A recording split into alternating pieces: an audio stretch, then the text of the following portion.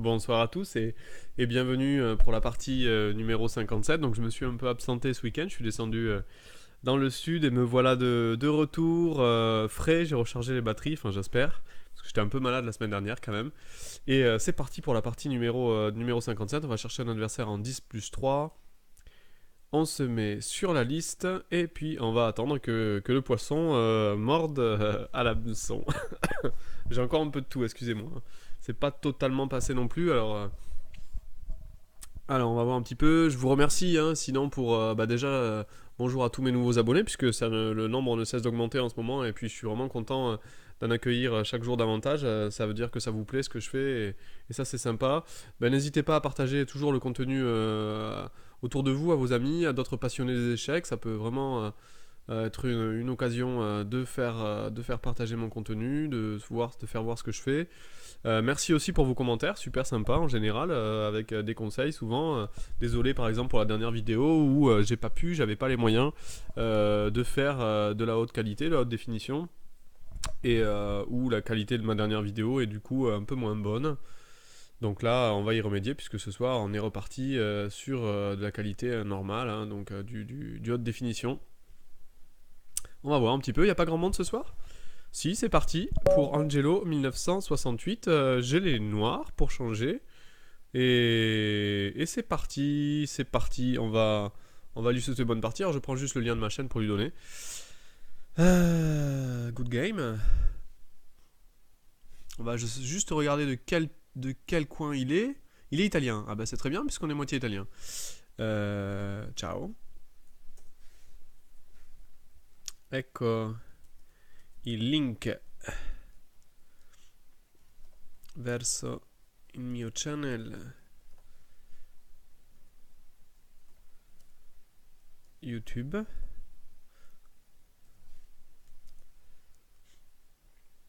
On va voir si Angelo est par là.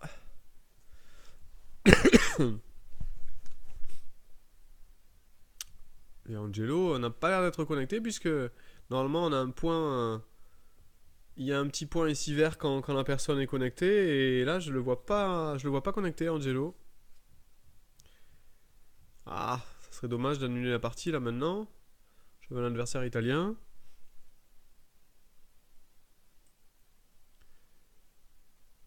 Bon, je vais juste garder le lien comme ça. Et puis on va chercher notre adversaire, tant pis, hein. Tant pis. Bon. C'est reparti. On se remet sur la liste. Angelo est pas là. Dommage. Un compatriote italien. On aurait rigolé un peu. On se remet sur la liste. Du coup, c'est pas évident de trouver des adversaires en 10 plus 3. Alors sinon, je vais me faire le problème du jour en attendant. Allez, un petit problème du jour. Ah bah non, mais ça y est, c'est parti. Oula, c'est parti et ça rigole pas. Avec du D4, j'ai envie de répondre ici. Cavalier F6. Et alors ça fait roumain ce nom-là. Non, c'est anglais. Ok. Cavalier F3. Cavalier F3. Est-ce que je joue une Benoni avec C5? Est-ce que je vais pas affronter du coup des systèmes un petit peu, des systèmes modernes, hein, parce que c'est à la mode un petit peu système de Londres. J'aime pas trop. Et puis sur C5 souvent, ils vont essayer de contrer ça avec une anti-Benoni avec, avec C3, mais en même temps si je joue E6, en fait j'attends de voir s'il veut jouer C4. J'aime pas trop quand les blancs jouent pas C4. Donc je vais attendre de voir. Si je joue E6, est-ce qu'il va me jouer C4? Peut-être pas. Il va me jouer des coups peut-être comme fou F4. Coup un peu, voilà. Il va peut-être jouer C3.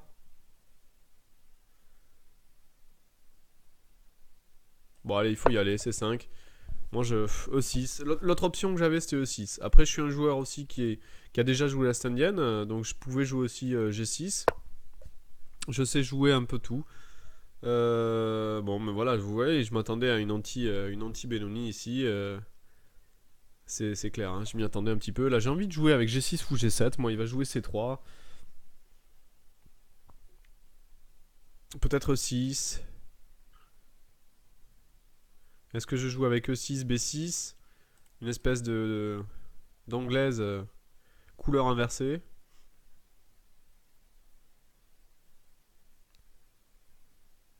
Je peux jouer B6 aussi. Hein.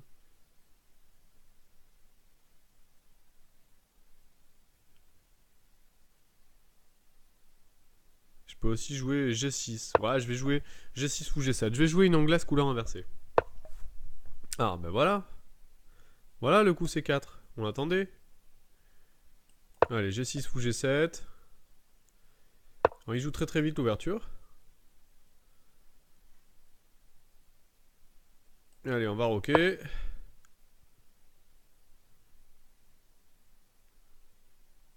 Et puis pourquoi pas, au prochain coup, jouer B6. Fou B7. Why not? Alors après, il a la possibilité de tout bloquer en jouant D5. Je crains pas forcément la prise. Hein. Même si je peux plus récupérer le pion par dame A5 échec, je peux, sur pion prend par exemple, je peux essayer de récupérer le pion par cavalier A6. Parce qu'il peut pas jouer B4. Donc voilà. Là, on transpose dans une Benoni. Une Benoni avec E3. C'est un peu bizarre. C'est pas la variante classique de la Benoni, puisque le pion souvent blanc vient en E4. Donc une Benoni avec E3, ça m'inquiète pas plus que ça. Ça m'inquiète pas plus que ça. Là, je vais jouer E6 du coup. Je crains pas non plus des coups comme ça. Parce que le pion ici serait assez faible. Bon là, je prends. Je crains pas non plus cavalier prend à cause de cavalier prend, ni dame prend. À cause de D6, cavalier C6, et puis fou C6, la reine serait délogée de la case D5. Et puis je pourrais assez vite jouer D5. Donc, voilà, je craignais pas ça. Puis là, je vais jouer D6. Donc là, on retombe dans une structure de Benoni classique. Sauf que le pion ici est en E3. Donc c'est ça la différence. Et puis j'ai pas perdu de temps à jouer B6. Alors du coup, qu'est-ce que je fais? Est-ce que j'anticipe et j'empêche la, la poussée du pion à E4 en jouant des coups comme tour E8? L'idée, ça serait de désolidariser le pion de la structure, c'est-à-dire que si j'empêche E4, je pourrais essayer de miner après peut-être en jouant des coups comme cavalier A6, cavalier C7, et puis avec des idées B5, B4 pour chasser le défenseur du pion D5. C'est typique dans ce genre de structure. J'ai juste... je sais pas trop. Est-ce que je joue ça? Est-ce que j'ai... Alors, sinon l'autre-plan, c'est jouer H6 avec cavalier D7. Donc il va jouer A4 pour empêcher B5. C'est une autre possibilité. Mais c'est vrai que le fait que le pion est en E3 me donne envie de jouer cavalier A6, quoi.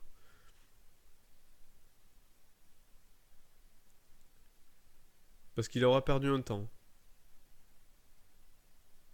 Ouais, je vais jouer cavalier A6 ici. Alors évidemment, on craint pas trop fou prend. Même si j'ai des pions doublés, hein. Mais en fait, le fou blanc est quand même important. Et s'il donne son fou de case blanche comme ça, d'entrée, c'est pas vraiment un coup qu'on considère. Donc là, j'ai même pas considéré fou prend. C'est pas vraiment bon. Hein. Donc mon idée, vous avez compris, un cavalier C7 pour soutenir la poussée du pion. Donc après, je peux soutenir par tour B8, par fou D7 si besoin, par A6 après. Donc je peux soutenir par plein de monde. Voilà, il est obligé de reperdre un temps à jouer du coup son pion.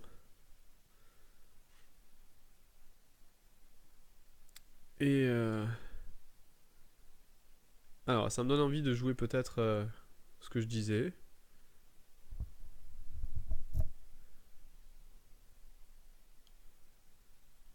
Il y a fou G4 est à considérer aussi. Mais bon, il va peut-être jouer cavalier D2 avec la menace classique cavalier C4. Le cavalier est fort ici puisqu'il attaque le pion de D6. Et puis est-ce que j'échange du coup? J'échange, mais la reine en face, je sais pas si c'est vraiment excellent. Mais bon, pourquoi pas. Hein. Fou G4, pourquoi pas.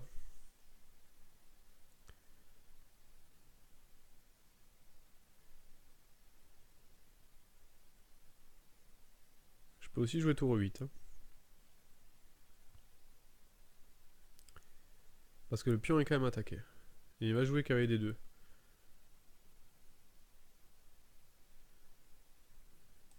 Ouais, je vais jouer tour 8. Mettre la pression sur le pion, ça coûte rien. En plus, ça l'empêche éventuellement de pousser. Et puis, même s'il joue son plan, évidemment, cavalier D2, je vais du coup en profiter, moi, pour jouer le mien. C'est-à-dire cavalier là, et puis B5. Parce que le cavalier pourra pas de suite sauter en C4 à cause du pion prise. En E4. Donc, ça peut être intéressant. C'est intéressant. Donc les blancs ont perdu un temps à faire E3 E4, mais en même temps, je me retrouve avec un cavalier qui a moins de perspectives en C7. Voilà, donc il joue ça. Intéressant. Intéressant parce qu'il y a des coups maintenant comme cavalier B4. Alors sur cavalier B4, je pense qu'il veut jouer fou B1 pour jouer à 3 après.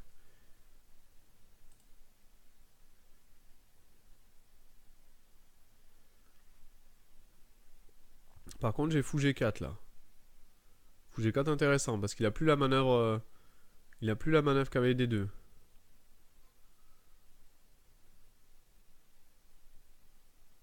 Je peux aussi jouer cavalier tranquillement, cavalier C7, mais il va jouer à 4. Sur ce, je peux revenir aussi après. Son plan, je pensais de jouer cavalier D2, cavalier là. Et puis si possible, après F4, F5. Alors j'hésite à faire fou G4, mais après H3, s'il fait fou prend, je fais dame prend. Qu'est-ce qui se passe? Pas grand chose. Je peux jouer cavalier D7, mais il peut enlever sa reine. Pour empêcher cavalier E5. Je sais pas. Est-ce que ça vaut vraiment... Alors j'ai des coups comme dame C7 et C4, souvent classiques dans cette structure, mais il y a cavalier B5 qui me gêne un peu.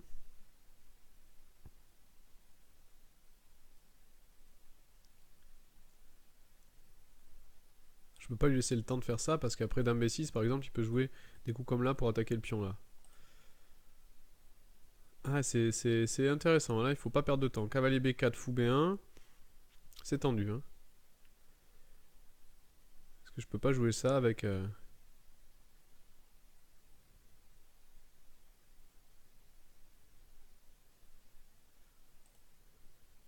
Fou D7 peut-être aussi hein.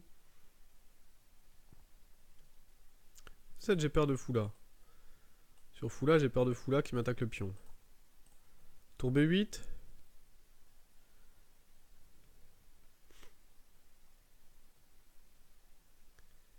Intéressant aussi, c'est cavalier B4 suivi de B5.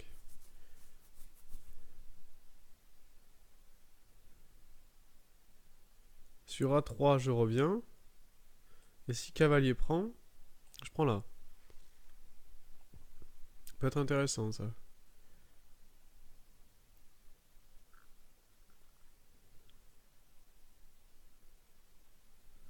Sinon, je joue cavalier C7. Ouais, je vais jouer cavalier C7. Avec l'idée de jouer B5. Là, mon idée, c'est de jouer B5. Hein. Je veux le faire réagir. J'ai perdu beaucoup de temps. Mais il faut le faire réagir. Donc, il réagit pas. Donc, il veut contrer B5, évidemment, comme ça. Tour B8, peut-être. Hein.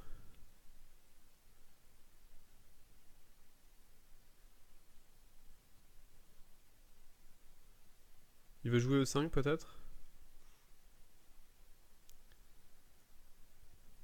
Parce que je joue tour B8. Il joue vite, hein. Il joue très vite, le bougre. Alors si je joue à 6, il va jouer ça. J'ai envie de jouer tour B8. Parce que là, j'ai la possibilité de jouer cavalier A6, cavalier B4. Maintenant, j'ai la case à nouveau. Ça m'intéresse ou pas? Sinon, je joue assez lentement, mais en plusieurs temps. B6.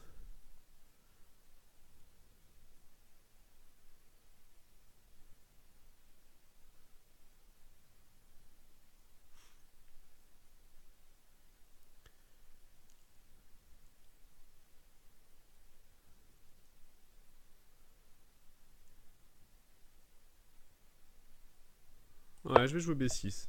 Je vais jouer A6 et B5. C'est lent, hein. C'est quand même très très lent ce que je fais. J'ai peur qu'il ait le temps de m'attaquer. C'est quand même très très lent mon plan. A6, B5. C'est vrai que si j'ai le temps de le faire, c'est super, parce que j'ai une marée de pions après. A6, B5, pion prend, je me lance B4. Et le cavalier s'en va. Après, je me lance aussi C4, puis B4. Enfin là, j'ai vraiment la marée de pions. En général, quand les noirs arrivent à concrétiser, parce que mine de rien, j'ai un 3 contre 2 ici. Hein. Leur majorité de pions et la dame dans la Benoni, ils sont contents. Mais il faut toujours faire attention. Déjà, la faiblesse en D6 dans la Benoni, puisque c'est le pion faible, hein, c'est le pion de la base de la structure, il est faible, potentiellement faible. Et il faut faire attention à des avancées de pions. E5 potentiel, avec sur la prise, il faut toujours imaginer un coup de comme D6, et puis il faut voir ce qui se passe chaque fois sur un E5. Voilà, donc là par exemple j'ai une case faible ici. Qu'est-ce qui se passe sur pion prend, cavalier prend, j'ai une case faible ici. Donc le problème pour lui c'est que sur E5 je fais pas pion prend, je fais cavalier prend D5. C'est aussi l'idée d'avoir le cavalier en C7. Donc faut toujours anticiper les poussées de pion. C'est ça qui est compliqué. C'est un jeu de pièces très dynamique. En fait la structure de pion est plutôt bonne pour les blancs on va dire. Parce que c'est quand même faible ce pion. Donc là par exemple il enlève l'idée cavalier là, donc là il faut réagir de suite. Il faut réagir de suite, il faut pas laisser aux blancs voilà, la possibilité de faire ce qu'ils veulent. Donc là j'ai envie de jouer G5 même et de réagir. J'ai envie de jouer G5, là il faut y aller. Faut pas laisser... Alors ça fait des faiblesses, ça fait des faiblesses, mais je vais jouer sur des cases noires. Mon jeu est sur les cases noires. Il y a un jeu de cases aussi. Dans la partie d'avant, j'ai joué sur les cases blanches à la viennoise. Dans cette partie, vous voyez bien qu'il y a un jeu de couleurs. Je joue sur les cases noires avec ce fou qui est très fort. Et tous mes pions là qui vivent sur les cases blanches. Je vous recommande les parties de Fischer qui jouait contre Spassky à l'époque. Et qui a fait quelques Benoni très belles. Donc là, par exemple, le coup qui me vient à l'esprit, c'est cavalier là pour... pardon, pas pour faire ça, mais pour contrôler le fou et pour contrôler les cases noires, qui libèrent mon fou, et je joue toujours sur les cases noires. Donc là c'est important, donc il a fait une manœuvre, je sais pas, évidemment il faut que je fasse ça, parce qu'il faut que j'anticipe cavalier là qui attaque le pion. Et ça me va pas de prendre, parce que surprise, prise, il y a toute l'ouverture de la colonne A pour lui, et je suis pas du tout content.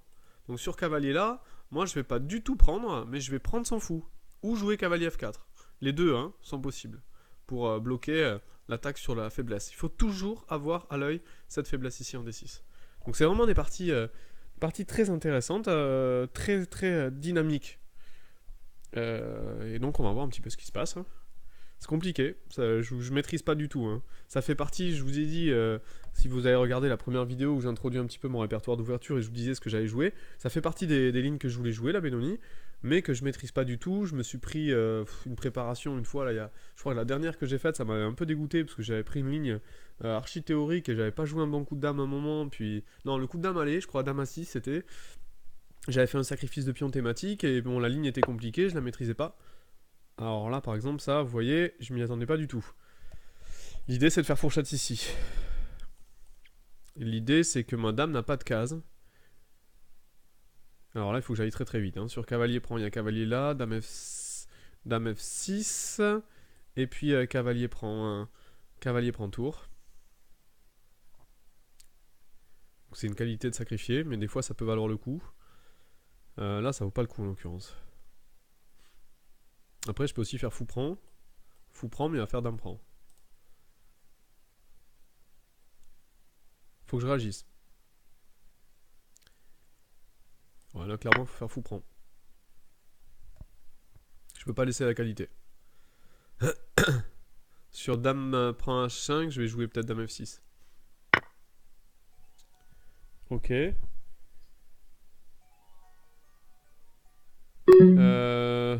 Alors là, si je reçois les coups de téléphone en même temps, ça va être dur.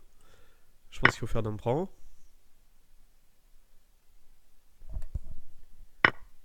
Et puis là, il faut jouer, je pense, dame F6 ou roi G7.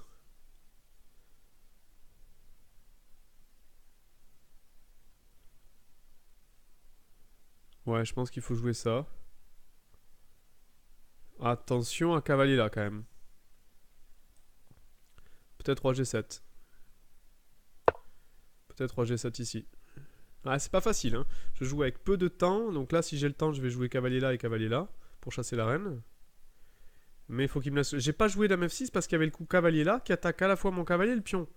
Et comme tout à l'heure, là, dans ces cas-là, je suis obligé de prendre. Et du coup, j'ouvrais la colonne pour sa tour. C'était pas bon du tout. Donc là, si j'ai le temps, je fais ça et ça et je suis bien. Parce que je joue sur les cases noires. Je fais ça et ça, je veux dire, et je suis bien. J'attaque sa reine, je joue sur les cases noires et je vais être bien. Je veux aussi avoir le temps de jouer à 6 pour contrôler la case B5. Je suis très bien. Là, les noirs ont aucun problème. Vraiment, honnêtement, là, j'ai plus de problème.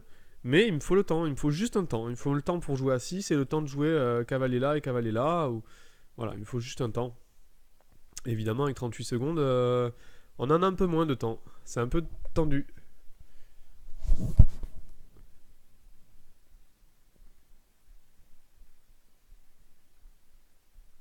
Je te rappelle.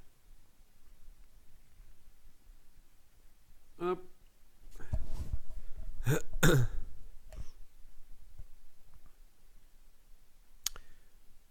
Alors, qu'est-ce qu'il va faire? Là, il faut anticiper les coups de l'adversaire hein, quand on a 38 secondes. Il est pas si content que ça de la tournure qu'ont prise les événements, puisque du coup, on a échangé les fous noirs, mais du coup, je suis très très fort sur les cases noires. Alors, il peut essayer de casser. Il peut essayer, mais pour le moment, ça marche pas. Sur pion prend, il y a une découverte sur la reine. Et sur ici, j'ai la reine qui défend à travers. Donc ça marche pas. Et puis il y a toujours du coup une découverte. Donc il est pas si content que ça, je vous dis. D'où d'ailleurs le temps de réflexion. Après, il peut aussi imaginer des passages de tours, mais j'ai l'impression que c'est long. J'ai l'impression que c'est long et du coup j'aurai le temps de chasser sa reine par cavalier là, cavalier là. Et là, je serai plutôt serein. Non, non, non, là, à mon avis, je suis sorti des complications dans une position plutôt saine. Hein. Plutôt saine. Donc il y a un fou qui peut s'avérer mauvais à la fin à long terme. C'est ça aussi, hein, qui est sur blanc. Regardez la structure des pions. Et les pions sont sur case blanche, donc il peut s'avérer mauvais. Ouais, il revient d'ailleurs. Et je comprends hein, qu'il revienne. Moi je vais jouer à 6 ici. Je vous ai dit, j'anticipe. J'enlève la case maintenant à son cavalier, à son fou aussi. Et puis potentiellement je peux jouer B5 maintenant un jour. Je vais pas jouer B5, je vais pas libérer la colonne pour sa tour, même si ça me donne du contre-jeu. Mais je pense que je vais jouer plutôt sur l'autre côté maintenant. J'ai envie de jouer sur l'autre côté, j'ai envie de libérer mon cavalier, je vais jouer cavalier là, et je vais jouer sur les cases noires un petit peu. Après, je pourrais revenir avec des cavaliers là sur la case de 5 par exemple pour mon cavalier, ou en jouant cavalier D7. Et puis je vais revenir avec ma tour après. Donc je sais pas, en tout cas, je vais jouer sur les cases noires. Et pourquoi pas aussi mettre ma reine sur la diagonale avec des dames F6 ou des dames qui seraient très fortes ici. Donc moi je vais jouer plutôt là. Là je bloque en fait ici. Maintenant s'il joue ça, je joue ça. Je bloque. Donc là il a plus de contre-jeu. Moi c'est moi qui ai une potentielle poussée un jour. Donc je bloque. Le pion A6 il est tenu par le fou. S'il y a besoin je reviens avec la tour défendre. Et je vais rester comme ça ici statu quo et je vais jouer de l'autre côté. Donc là il n'est pas très très content de voir de ce qui se passe. Hein, puisque du coup son coup de reine le montre bien. La reine n'avait plus d'espoir ici. Il n'a pas voulu perdre de temps. Et il revient ici, mais il n'est pas très content. Voilà, il revient du coup avec son cavalier, c'est pas mal. Pour peut-être venir ici et ici. Est-ce que je peux pas jouer fou G4 du coup? Non, je vais jouer ce que je disais, cavalier là. Et cavalier là. Je tiens la case. Ici, je prends. S'il vient ici, je prends. Je suis content, je joue la finale avec un mauvais fou contre mon bon cavalier.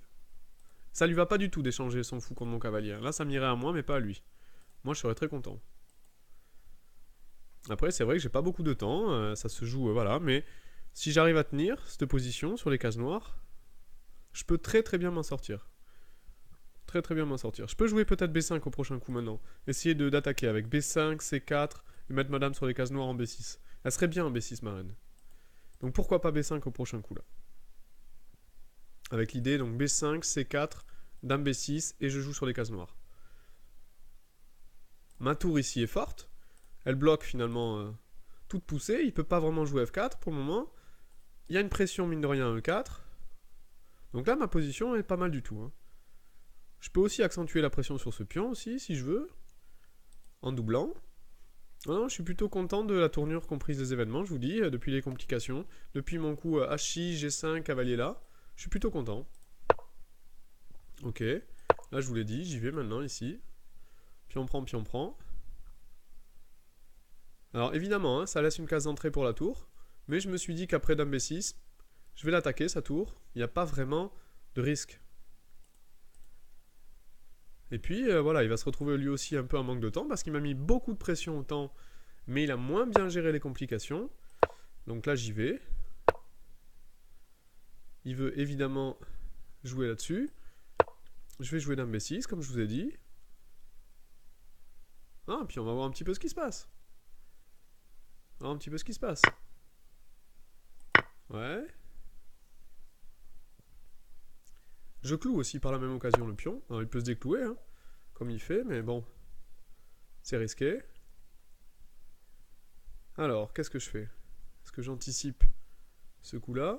Ah, j'ai envie d'y aller, j'ai envie de pousser les pions.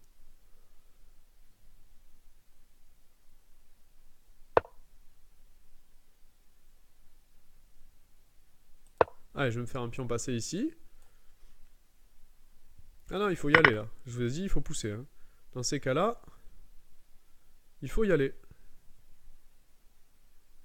Alors le seul truc, c'est que j'aurais pu, voilà, anticiper en bougeant mon fou, mais c'est un peu risqué ce que je fais. Mais bon, on y va. On va voir ce qui se passe sur des coups comme ça. Je vous dis, c'est risqué ce que je fais. Hein. Je joue risqué. Je joue risqué. Dans cette position, c'est pas évident du tout ce qui se passe. Ah, est-ce que je garde ma reine ou pas?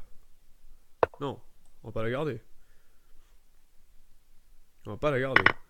Est-ce que c'était bon d'échanger? J'en sais rien.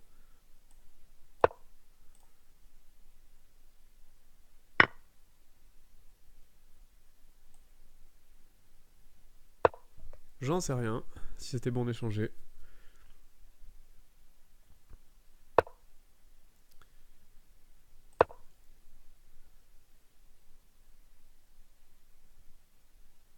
Bien chasser son cheval de là, qui est très fort son cheval.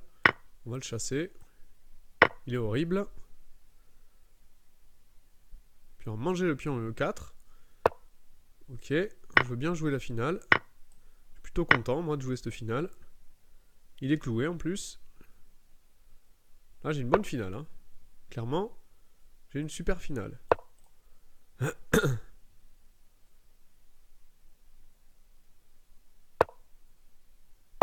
Et il est cloué. Il est cloué. Faut qu'il fasse attention. Faut qu'il fasse attention. Attention parce que mon cavalier est plus fort que son fou dans cette finale, je vous l'ai dit. Hein. Si j'échange les tours, mon cavalier va se retrouver très très fort. C'est ce qui arrive là.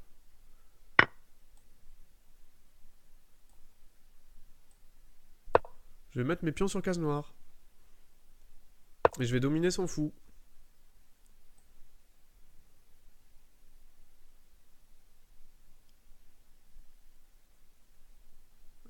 Qu'est-ce que je fais? J'hésite, je vais jouer des 5.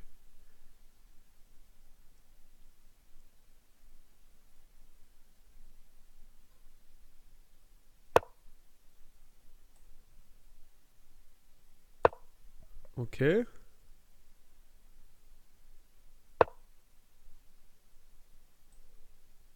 Ok.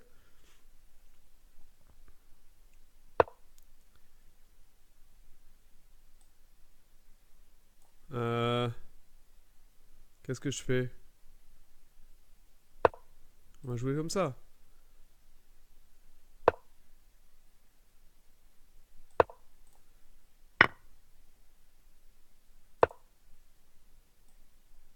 C'est compliqué là.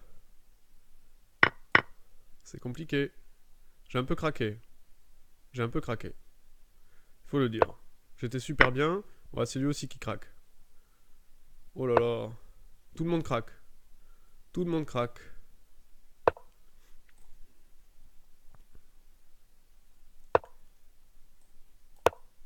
Tout le monde craque.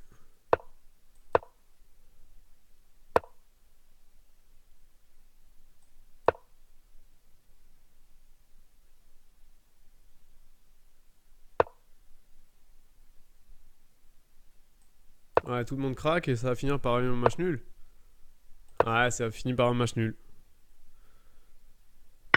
Je pense que, bon, j'aurais peut-être pu essayer de gagner, mais à un moment, j'ai craqué à la fin. J'ai craqué à la fin. J'avais une finale gagnante. Hein. Finale gagnante que je perds. Je suis un peu dégoûté à la fin de comment ça se passe, parce que là, je suis, à mon avis, complètement gagnant. Sauf que je fais une erreur ici. Mais bête, hein. Là. Hop là. Mince. Où est cette partie? La partie disparaît. Où est-elle? Alors, je disais donc... Ici, là, j'ai fait une grosse bêtise. Je m'en suis rendu compte après. Mais toute bête, hein. Mais bon, ça a ses conséquences. Là, je joue F6, quoi. Le coup bête. Alors qu'il suffisait de jouer rentrer le roi. Et empêcher roi F3. Je rentre mon roi d'abord. Et c'est fini. Il peut rentrer à la case bas. J'avais juste peur qu'il me fixe le pion sur case sur case blanche pour me le manger. En fait, sur roi là et cavalier prend, si je joue fou là, j'ai le coup des 5 parce que mon cavalier défend le pion. Et comme ça, j'ai plus mon pion attaqué. Donc là, en fait, il suffit de jouer roi F4 et c'est fini. Je pense que voilà, c'est ce que va dire. C'est ce que va dire monsieur l'ordinateur, voilà, roi F4 avec avantage décisif, et là moi je fais une faute, je joue roi là, et là il y a carrément, voilà, avantage blanc pratiquement. Ah, c'est fou quoi, comme quoi un coup peut changer la destinée d'une finale qui est gagnante, hein. Roi là c'était gagnant, et l'ordinateur me dit bien qu'après mon coup, voilà, je dois me battre presque pour faire match nul, parce qu'en fait ce pion est faible. Ah, c'est fou, et j'ai pas le temps d'aller chercher le pion à H3 quoi. Bon, c'était intéressant en tout cas. J'espère que la partie vous a plu, elle était intéressante. Et bon, j'ai raté ma finale. Voilà, je vous dis à une prochaine partie. Au revoir.